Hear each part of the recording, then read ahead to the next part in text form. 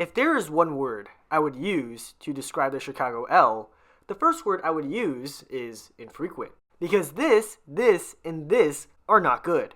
But the second word I would use is radial. The L is designed to shuttle people to and from downtown, as all of the lines, except the yellow line, converge in the loop. For a time, and even today, this is needed. According to census data, 30% of all Chicago residents work in downtown, making downtown Chicago the biggest employer and destination of all Chicago residents. However, that is only 30%. The other 70% work somewhere else, and if you zoom out, you'll see that people work in places outside of the loop. For example, O'Hare and Rosemont are the biggest employers outside of the loop, accounting for 1.9% of all jobs. Evanston accounts for 1.2% of all jobs. Midway Airport accounts for 1.3% of all jobs. This means that with the increase of jobs outside of downtown, the radial nature of the Chicago L is less and less useful. A circle line was floated in 2006 by the CTA, which would address the radial nature of the L, as it will make trips between the outer neighborhoods much easier. Instead of going into the loop and looping back out again, you can travel on the circle line, thus saving time.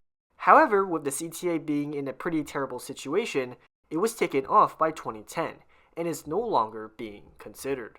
But the radial nature of the network still remains, so if we can't have the circle line, what can we have that can at least somewhat address the issue? Well, that is where the CTA Brown Line extension to Jefferson Park comes in. So, let's talk about the CTA Brown Line. The Brown Line, then called the Ravenswood Branch, first opened in 1907 to Western as a branch of the Northwestern L. It was later extended to Kimball in the same year. With the new train line, the once sleepy neighborhood called Ravenswood sprung to life. Over the years, however, Ravenswood began to lose its population, and the ridership went down. But, unlike other lines, the Ravenswood branch only had one station that was closed. And funny enough, it was Ravenswood, which is what the branch was named after. But in the 1990s, Ravenswood began to gentrify, and with it, the ridership of the Ravenswood branch, now called the Brown Line, began to increase. Today, the Brown Line is the third most used train line in Chicago, at 30,000 daily riders before the pandemic. The Ravenswood branch was built in a time when the Blue Line ended at Logan Square. However, that has changed, as the Blue Line was extended first to Jefferson Park in 1970, then to Rosemont in 1983, and finally to O'Hare in 1984. Since then, the neighborhoods around the Blue Line have also seen gentrification. And with the increase in jobs in destinations that reside between the two areas, this means a line that connects both of them is more and more valuable. Hence, the Brown Line extension to Jefferson Park was born. This isn't a new idea.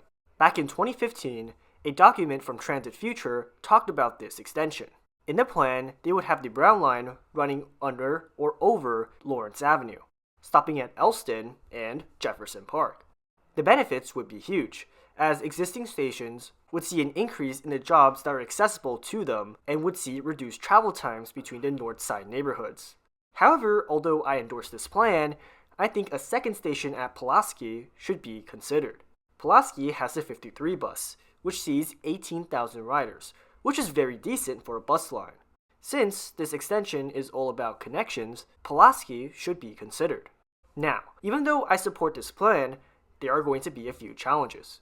There are the usual challenges, like the CTA and politics themselves, but then there are the more unique challenges. For example, the Brown Line is not positioned to the west, where the extension would be easier, but rather is positioned to the north and ends right on Lawrence Avenue's doorstep. This means to turn the Brown Line to the west, some property must be taken. And while you're clearing that path, Kimball needs to be repositioned. Originally, I thought about closing Kimball, but since this line is all about connections, I think it is going to be much better to relocate it. The 82 bus, which is what the bus that Kimball connects to, sees 16,000 riders, so let's keep it open. But still, what are you going to do about those properties? Well, the first option is to be Robert Moses and demolish these properties. But community backlash is going to be swift and harsh, but it doesn't have to be painful. Demolish some of those properties and convert the others into mid or high rises. and guarantee everyone who was affected a spot in those buildings.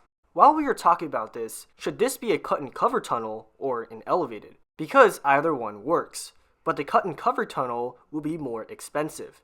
An elevated will drive out more NIMBYs, but at the same time is much quieter than the Ls of the 20th century and be way cheaper. But with either of those options, it will be a straight shot down Lawrence Avenue.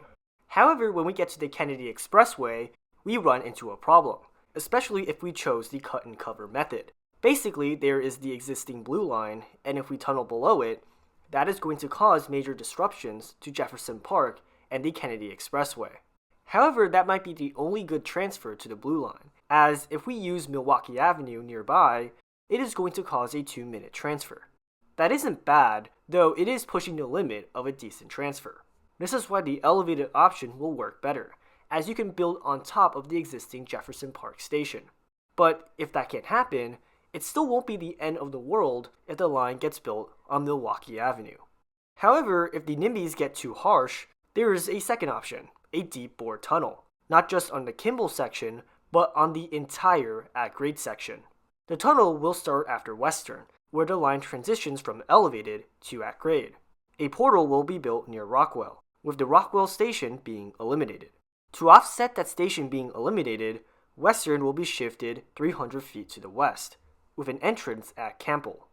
This will result in a 2 to 3 minute walk extra for Rockwell station users, which isn't bad. The line will then go under the Chicago River, with the Francisco and Kedzie stations being placed underground. After Kedzie, a series of tracks will slope up and connect with the Kimball Yard, while the line will go underneath the existing properties and onto Lawrence. Then it is a straight shot to the Kennedy Expressway, and since this is deep bore, a benefit is that we can make the line go under the Kennedy Expressway, thus making the transfer better. While we are on the subject of deep bore, I do want to talk about an alternative project to the CTA Brown Line extension to Jefferson Park. It is the CTA Brown Line extension to Montrose. The main appeal of the project is that since there are more rail and metro lines near Montrose than Jefferson Park, you can connect more riders. Also, Jefferson Park Transit Center buses can move to Montrose. However, the main drawbacks are two things: ridership and costs. The first drawback is that Jefferson Park has tripled the ridership of Montrose, but if the bus moved to Montrose, Montrose may have a ridership that rivals Jefferson Park, so who knows. But the second is more grounded: costs.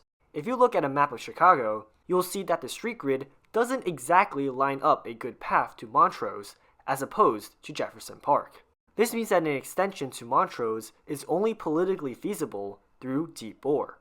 And although I have been harsh on deep bore isn't as expensive as you think.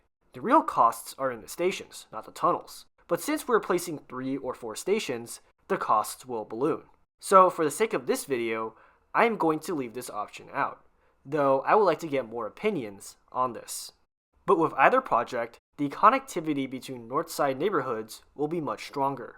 People who rely on the Belmont and Lawrence buses can now switch onto the new Brown Line, speeding up their trips into the loop, and those buses see pretty good ridership. The Belmont bus sees 19,000 riders in 2019. The Lawrence bus sees 11,000 riders.